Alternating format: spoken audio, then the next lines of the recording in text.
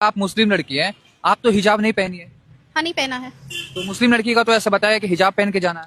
نہیں, مسلمانوں میں یہ نہیں کہا گیا کہ آپ حجاب ہی پہنیے. مسلمانوں میں صرف اتنا کہا گیا ہے کہ بھائی لڑکیاں جو بھی ہیں وہ پردے میں رہیں. پردہ کا مطلب یہ نہیں ہوتا ہے کہ آپ حجاب میں ہی رہیے, آپ نقاب میں بھی رہیے. کیوں میں نے یہ ڈریس اپ پہنا ہے تو کیا یہ پردے میں نہیں ہے؟ کیا میرا بدن جو ہے وہ ڈھکا ہوا نہیں ہے؟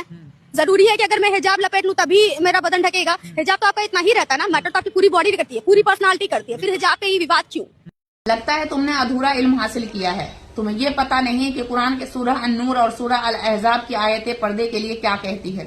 سورہ النور یہ کہتی ہے کہ عورتوں کو چاہیے کہ وہ اپنی نگاہیں نیچی رکھے, اپنی شرمگاہ کی حفاظت کرے اور اپنی زیب و زینت یعنی سجاوٹ کو دوسروں کے سامنے ظاہر نہ کرے, اور اپنے گلے کے دوپٹے سے اپنے سینوں کو ڈھانک لیا کرے. سورہ الاحزاب کی آیتیں یہ کہتی ہے کہ اے نبی پاک صلی اللہ علیہ وآلہ وسلم, کہہ دو اپنی بیٹیوں سے, کہہ دو اپنی بیویوں سے, اور کہہ دو ان ایمان والی عورتوں سے کہ وہ اپنے اوپر چادریں ڈال لیا کرے تاکہ وہ پہچانی نہ جائے.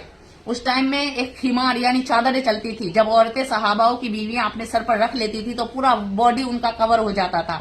پھر وہ پہچانی نہیں جاتی تھی کہ اس چادر کے اندر کوئی موٹی ہے یا پتلی ہے, کوئی جوان ہے یا بوڑھی ہے.